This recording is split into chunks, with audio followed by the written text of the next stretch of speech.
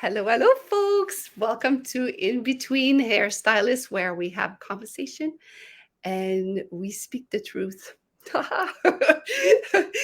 and I love having different guests. And today, I have the pleasure to have Anthony Edge from San Diego, California. It's going to be really exciting to talk to him. Oh, there you are. Yes, you are. You're on. So there we go, Anthony. Welcome at In Between Hairstylists. I am so pleased to have you on. I know you've done a lot of things in your career. You were an international creative director with Tony and Guy. You were also an international director also for Evo's hair products. So you've traveled pretty much the world, I think, with your work. And we have so much to learn from you. And I think it's going to be an interesting interview. So thank you for coming on. No, it's my pleasure. Thank you very much for having me. And I hope it's an interesting conversation for people to listen to. Exactly. And I think it's important that I know there's going to be a lot of people that are going to watch this in replay. And I think it's important to pass on the information because we have to be more mindful that this information may help someone else in the industry. I think we need to work together more and collectively. So it's important. So there you go. My first question is, you just won a big award, Yes. I believe last fall. Can you please talk to us about it? Yeah. I am now the current winner of Hairstylist of the Year in the USA. It's a USA Hairdressing Awards. It's put together by a group of hairdressers who wanted to do their own awards instead of the NAHA or the Contessas. They wanted to do their own. It's a new up-and-coming award company, and they split the country into regions.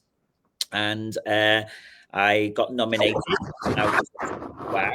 And then all of a sudden, they nominated me and gave me this award. I've got it here, funny enough.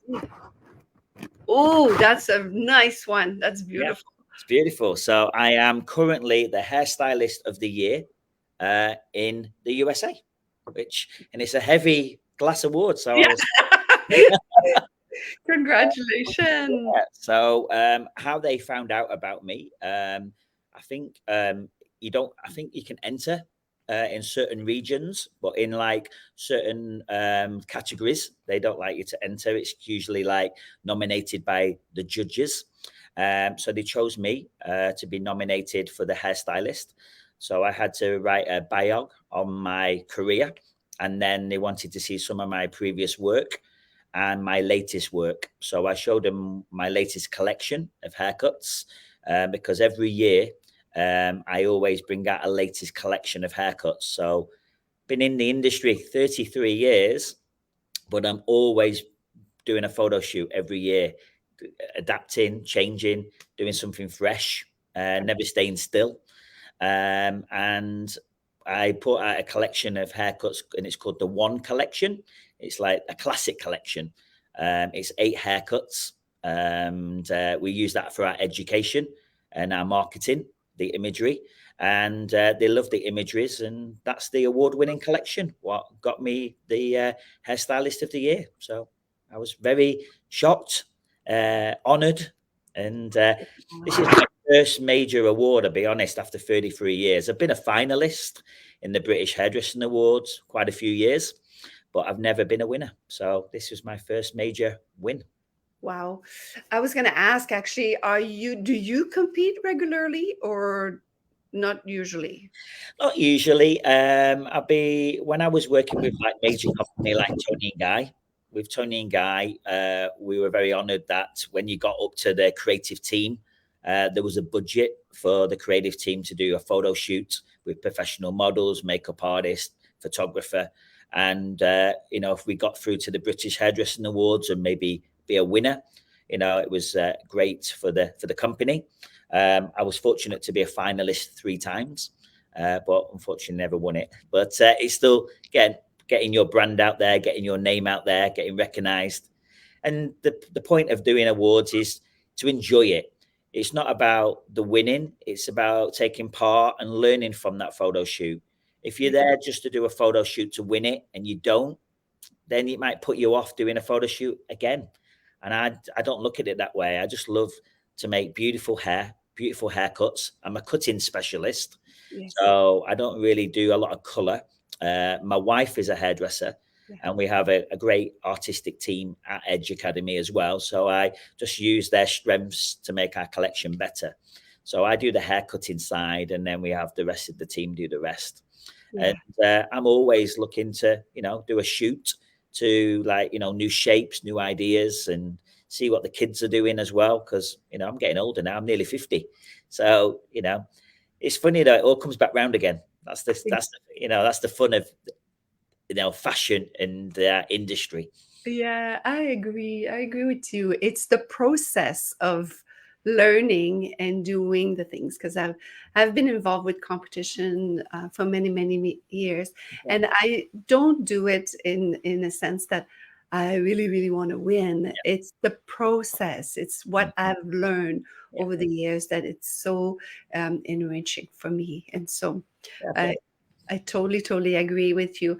So, to get to your level of creativity, dedication, your talent, what does it take? A lot of time, and I think, like, it's a good question, this, because I've just done a class at the academy for 2 days. We do this class called haircutting boot camp class, and it's a 2-day class, and it's evaluating your cutting skills.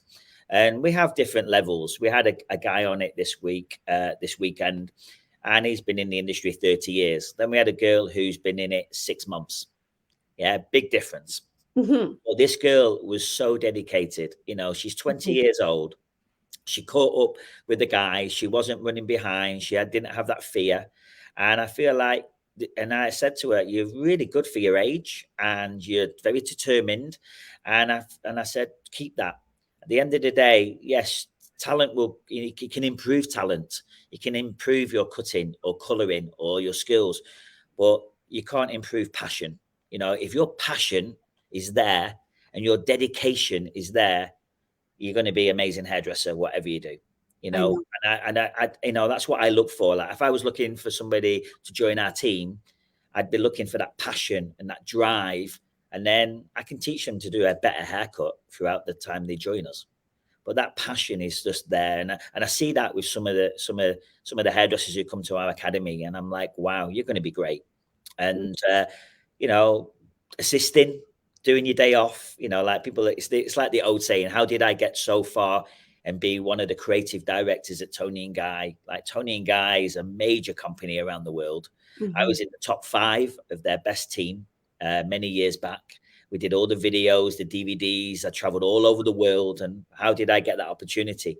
And a lot of the time it's, assisting and helping your peers Right. and being there at the right time. And I was there at the right time. I remember Anthony Mascolo. I was in Florence, Italy. I was an assistant hairdresser on the trip. I wasn't meant to be on stage. I was there taking it all in and learning. And then the second demonstration, Anthony brought me on stage and gave me a model, and that was my first kind of major event. And it was down to, he knew when I was ready, and he said, "You're ready now, and you're going on in 5 minutes." And that was it. Talk about pressure. Yeah, I'm glad he told me it was 5 minutes. Yeah, Otherwise, that's right. if he told me a few more hours, I would have been very nervous. But Exactly. yeah, I think going back to, like, how can you progress in your career? Opportunities. How do you get opportunities with product companies, with brands, with working in a hair salon, maybe getting involved in fashion shows? Like, the world is big now, and you know, people used to say, "Oh, just be a hairdresser and work behind the chair." You can do that. That's great. You can be a salon owner. You can be a very established hairdresser in your market, but you can even go bigger. You can do magazine work. You can do session. You can do fashion week. Like, I live in California. The movie world. You can go down that road. So there's Yeah. so many great opportunities in our industry which you can take. And the internet's out there, the social media is out there, and it's just assisting the right people to get in, and it's networking and networking, and then all of a sudden you're there. Yeah, knock on doors, Yeah, open the door, go see what's going on there, right? And yeah, I think it's really, really important to do that, explore the different avenue in our industry. That's what makes it fun. That's what keeps you engaged in the industry. yeah, And and then 30 years later, you turn around and you say, "Wow, I've done all of that. This is yeah. kind of fun, right?" Yeah, and I think So, it comes down to like not you want to have a day off, of course. You want to have a nice balance. You want to work, but you want to have some time with your loved ones, family, if you're married or whatever. But it is like early on in my career, I chose my career path more than like a relationship. I got married when I was 40. I've got a little girl who's 6 years old now. But I was a late daddy, a late husband, where my career was all about. I traveled all over the world, and I was doing hair. Where some people, maybe have a family first, but they can still do that. They still have that opportunity, yeah. and just have that nice balance. And I feel personally like there's a lot of great opportunities in hair. When I started hair 33 years ago, people was like, "Oh, it's not a high profession. Are you going to earn any money?" There was a little bit of a stigma with hairdressing. It was like, "Oh, you don't need any qualifications. Are Yeah. you going to be okay?" But you Mhm. make it what it is. Like I live in California here. It's expensive state to live in, but there's hairdressers here who are, just working behind the chair, earning $100,000 a year. And then if they're really, really busy and established, they're doing 150. If you said that to a younger hairdresser, that is your goal, and you don't have to do university for 8 years to be a doctor or a lawyer or whatever. We're enjoying our job. Every hour a client comes in and we don't know who they are, got a new conversation going on, and you're Mhm. changing their life completely with a haircut or a color. I'm so glad you tap on this about the stigma that is attached to her profession. Yeah, That's been bothering me for forever, yeah, so I want to change things. I want to educate people, right, yeah, about our profession, and yeah. that's important. So, what is it for you now? Like, what's next for you, Anthony? What's next in me? Yeah, I'm always looking for the next big thing. I always set goals every year, and I've always done that for the last 15 years. The end of the year comes. We're going into New Year, January. I usually go home to see my family in England, and I did. I went over for New Year, see my mum and dad and my family.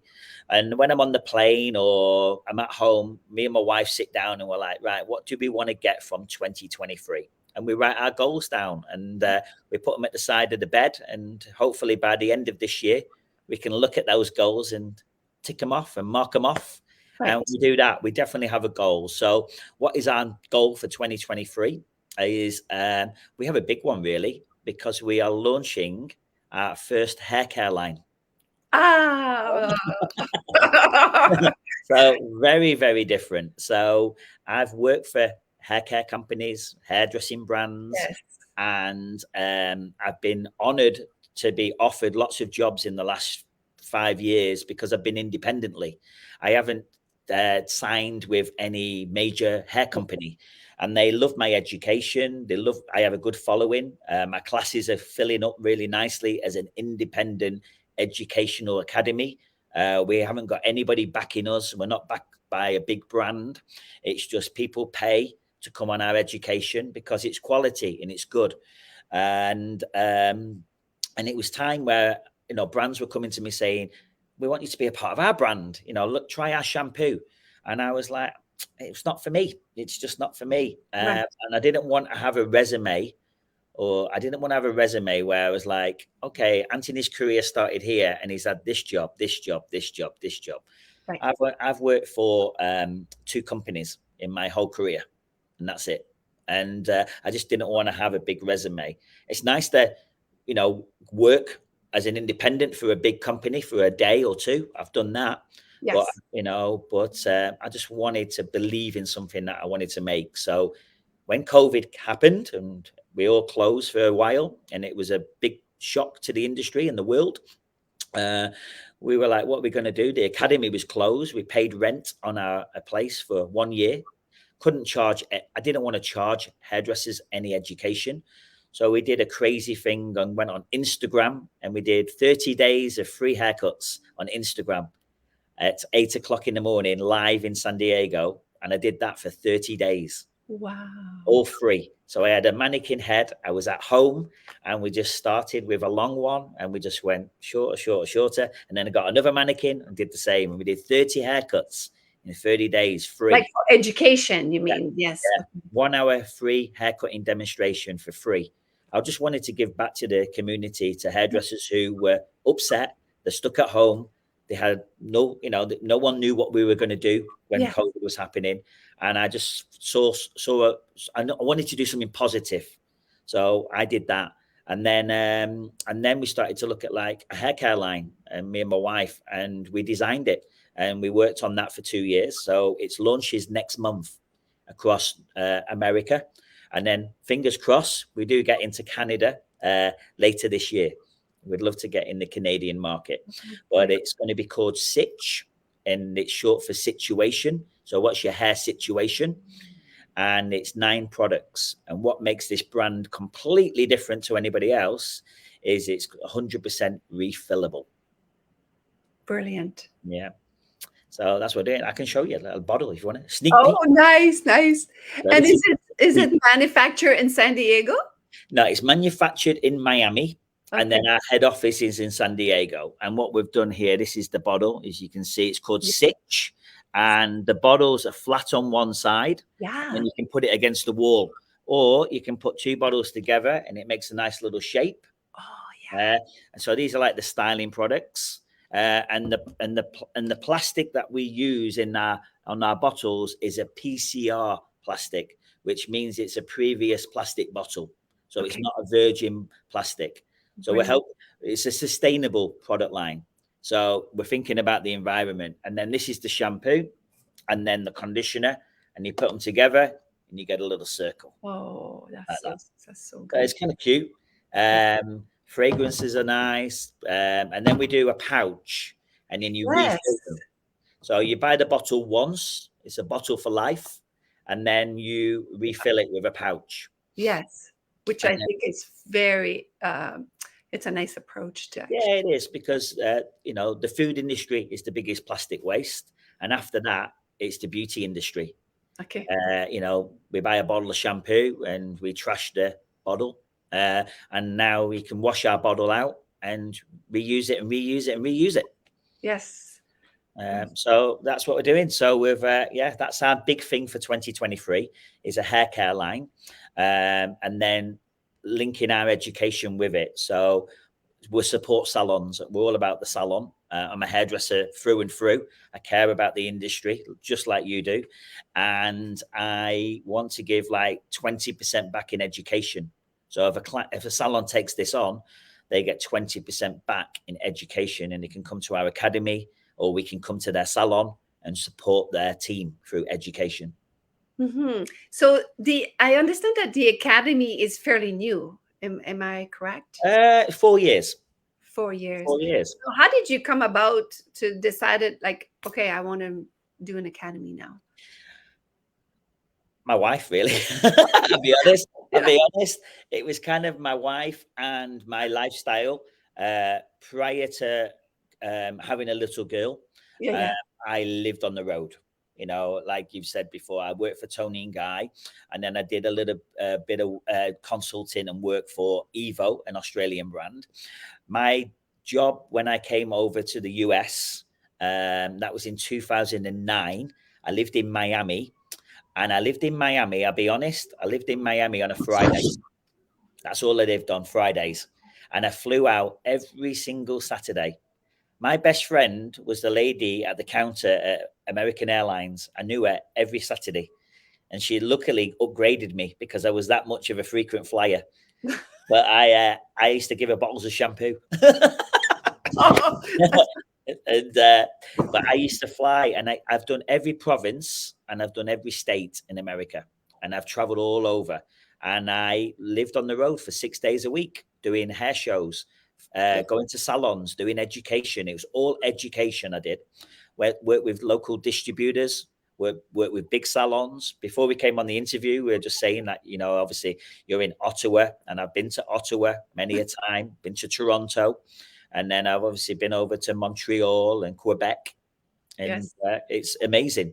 The quality of work out there is phenomenal. Some beautiful salons, beautiful hairdressers. I loved educating out there. Yeah. And for me, yeah, I was traveling all the time. And my wife was like, okay, we've got a baby. When are we going to see you? And that's what it came down to. Like, do I choose traveling on the road and not seeing my family? Or do I bring my education to one place? And that's what we decided to do. So we decided to open the academy, and all those amazing salons who we've traveled to, they come to us now instead. So that means I can get home at 7 o'clock, 8 o'clock and see my family. Yeah. Mm. So do you accept international student? Yes, we do. Yeah. So we had a Brazilian on our class this weekend. So he came from Brazil. We've had Europeans come over and stuff.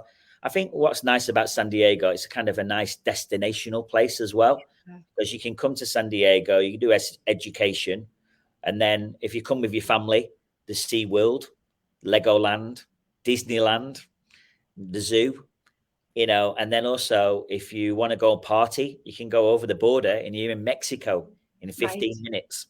Yeah, you're close. Yeah. Yeah. So we've got lots of things what people can like go, I can make a holiday, vacation, as well as do some education at the academy. Okay.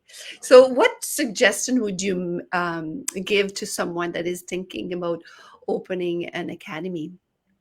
Open an academy. Okay, that's a good one. So if somebody wanted to open an academy, if they're going to go like I have, I've gone more where you're qualified, you're a hairdresser already, you've got your license or your cosmetology, you've been to college. Then I offer 1 day, 2 day, 3 day classes.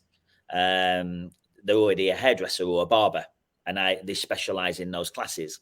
So I feel like you need to have content if you're going to open a school, Yeah. because what are you selling? You have your name, you have a brand, but your students are going to like, what are we learning? So that's why I bring out a collection every year. I Okay. have to invest a lot of money in that collection. As you know, doing awards yourself, it's not cheap doing photo shoots. Mm-mm. You get professional models, makeup artists, all that. And then the model you can't cut the hair, you can't color the hair. And you're like, oh, can I cut? Is she going to be a good model? Yeah, That's not it's true. professional. All right. So it's good to use professional, but sometimes it's better to use a good looking model or client, because then you can be a little bit open with the cut and the color. But yeah, we invest in a collection every year. That collection every year for us is a minimum of $10,000, and the maximum we've ever spent is probably about $18,000. And that's just, for some people that would be dead money. That'd be money just like, what do I do with these pictures? Yeah. So for me, I send them to every magazine, and we've had the most publications in 2022. We had over 50 magazines. We were in 50 magazines globally. We had 12 front covers of industry magazines last year. Wow. So that last year was our best publication year ever. We had a front cover of Salon Today, Salon Magazine in Canada, Hairdressers Journal, Modern Salon, Creative Head Magazine, some really major magazines around the world. We had a really good publication. So I think if you open an academy, you need to have content. What you're gonna be teaching. So a collection of haircuts or colors, shapes, blow dries, men, and then you publicize that, use that for your marketing material, and get a good community in the salon. Do community events in your local area, because it's okay opening, but who's coming? So you need to know all the salons in your market. And what we do here in San Diego twice a year, we do this amazing event for local salons in San Diego. Anyone can come, but it's for local hair salons in San Diego, and we call it Open Chair Night. An open chair night is an industry night for hairdressers and barbers. It starts at 7 o'clock and finishes at 9, and it's 12 hairdressers or barbers on stage locally. I MC it, so I keep it moving nicely. Yeah. And we have over 250 hairdressers turn up at it. Oh my goodness. And the audience is amazing. Some of the audience, we have like DJ Muldoon, who's an amazing educator. Sometimes he's on stage or he's in the audience. We had Robert Chromians, a famous hairdresser from Paul Mitchell, and he's in the audience, or sometimes he's on stage. We had the Hairbrain guys. They all come and watch it. So it's a really good networking event. And how we do that, me and my wife go out and visit about 300 or 400 hair salons throughout the You year. do it. Yeah. And we go out, we drive, and we go out with the posters, the tickets, the leaflets. It's all right promoting a class, saying, hey, I've got a cutting class at the end of the month, which I have, 27th of February, we have a one-day cutting class. I post it on social media. I maybe email a few clients. I might be lucky to get maybe 1 or 2 people open it and maybe book on a class. But the best way is meeting hairdressers. We're people. We're people. We love meeting people. That's why when COVID happened, it was hard for a lot of us hairdressers because we're very social. Some hairdressers like to hug. We like to shake hands. We like to see people. We like to maybe have a beer and socialize. Yeah. So I think when we did these open chair nights, some people are there for hair. Some people are there to network and socialize. And some people are there just to have a good drink and a good time. Yeah. Everyone's different. And I feel like for me, it's all about getting your community together. So I can walk into any salon now in San Diego or around the area, and they know our brand, they know our education, they know we put on events here all the time now. I love that. This is awesome. Yeah. One last question, but that could be a long one. Oh, let's have a look. It's so this is something that Joachim, a mutual friend of ours, have, and him and I, we have conversation a lot of time about consultation. How a consultation with a client is one of the most important tasks that we do as hairstylists in the salon. And sometimes if the consultation is not done well, it could lead into mistakes made, right? Disaster. Yes, that's right. And so communication is very essential. Walk us through, please, through how you would do a consultation in the salon with a client. Oh, this is easy. I feel this is easy for me now because I've just done my 2-day boot camp haircutting, and we cover consultation skills. I know we're cutting mannequins, but we always say, look, let's talk to this client. How do we desire if she's having layers? How short are the layers? Is she having graduation? You've got to have, like, when you say short hair, how short do you go? And then you have to use references like, do you want it above the ear, below the ear? Do you want to, eyebrows, things like that? So it is for me, going right back to consultation. Say a lady came in the salon. So let's go right to the beginning. Brand new. And this is what I even do with professional models. Honestly, it's not just paying clients, but even models at the salon, in the academy, even somebody who's not paying, but she's a model, professional models. Because if I cut a professional model's hair wrong, that agency is going to, kill me, and I'm going to have to pay for it. So you've got to make sure that both people are on the same wavelength. Pictures sometimes help, sometimes don't. So for me, the easiest way to do it is a client walks into the salon. She speaks to the receptionist. The best thing you need to do, first of all, before you even say hello to that client, is find the name out. If you get your client's name, say your 10 o'clock client is just walked in, you need to know the name. You can't go up and go, hi, I'm Anthony, I'm doing your hair, what's your name? That's not good.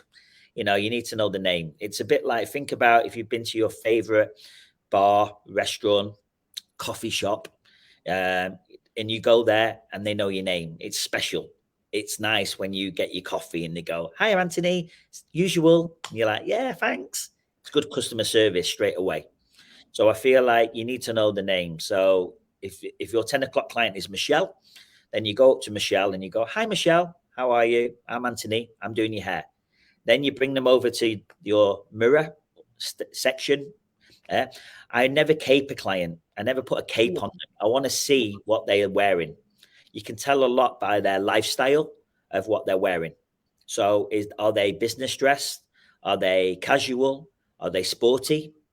Is she wearing yoga pants and Yeah. active lifestyle? So you're going to start to see a lot from what clients wear. So I like to, you're not being a diva, and you're not looking for like brands like Gucci and Prada, and you're not looking at like diamond rings and Rolex watches. You're not, if they have got that, that means they've got maybe a bit of money and stuff. But you're looking at like, are they casual? Are they, sporty? And then you speak to Michelle and you're like, "Hi, Michelle, nice to meet you." You look at their clothes and stuff. And for me, if I was doing a lady, for example, I usually look at like the manicure or the pedicure, because if they're maintaining their pedicure and manicure, that means they can maintain their hair. And they don't Oh, mind buying hair products, because if they're spending a lot of money on their nails, then they can easily spend a lot of money on their hair. okay. Okay, so I Yes. look at that. I think that's a big thing that I do. I look at the nails to see if they're high maintenance or low maintenance.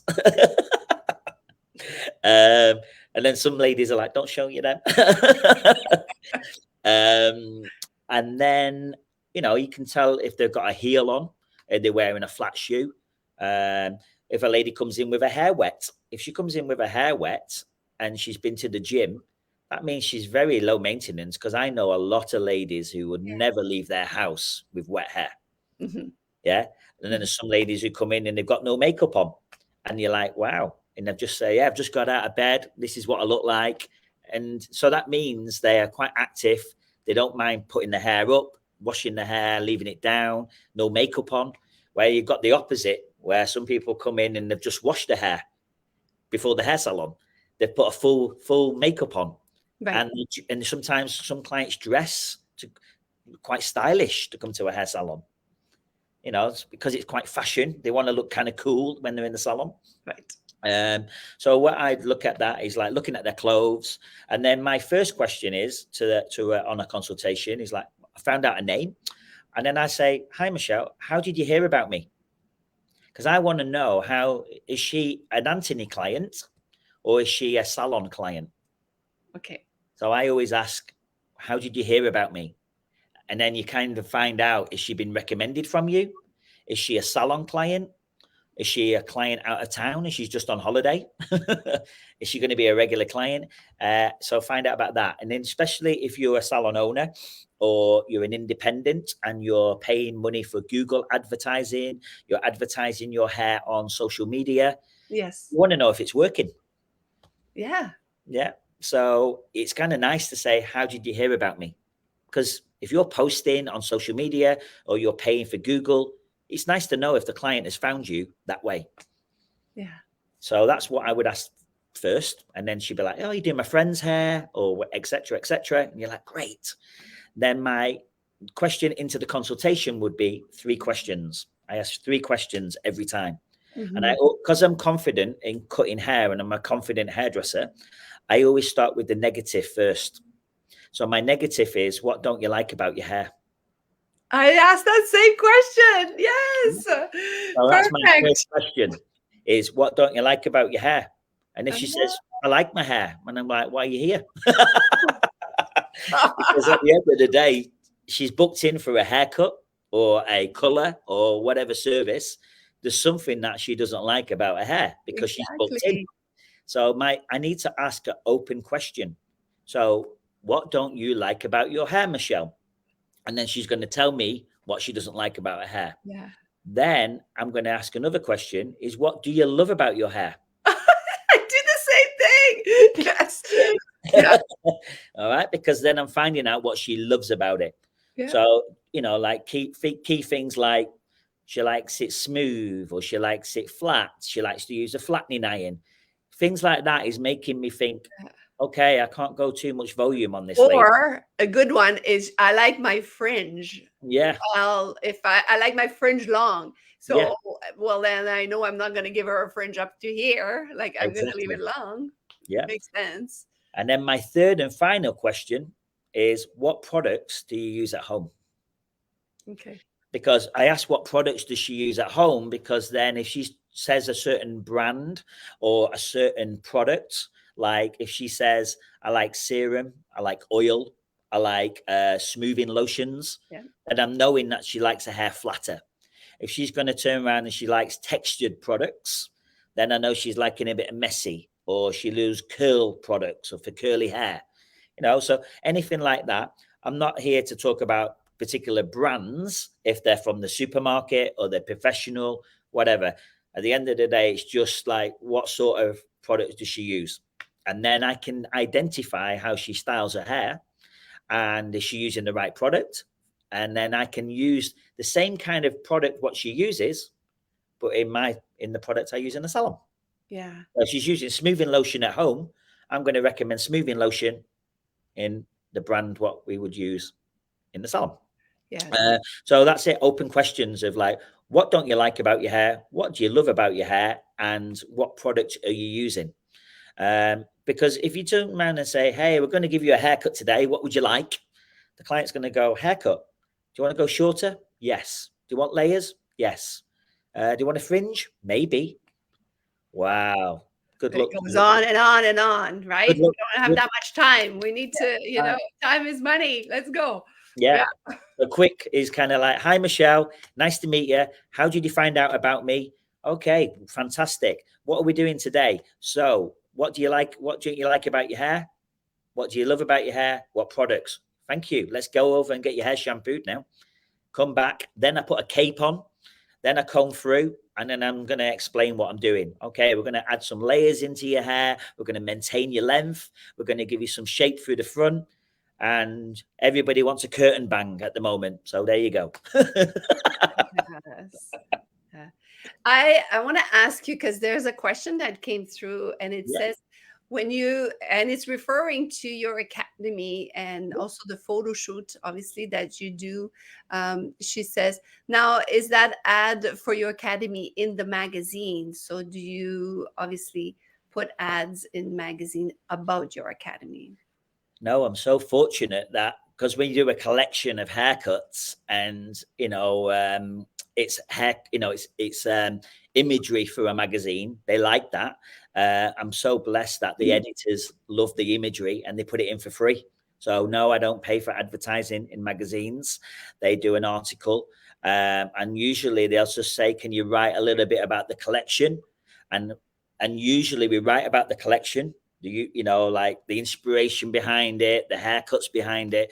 But then we also add in Edge Academy, the website, edge74.com. And then Yes. we talk a little bit about the academy.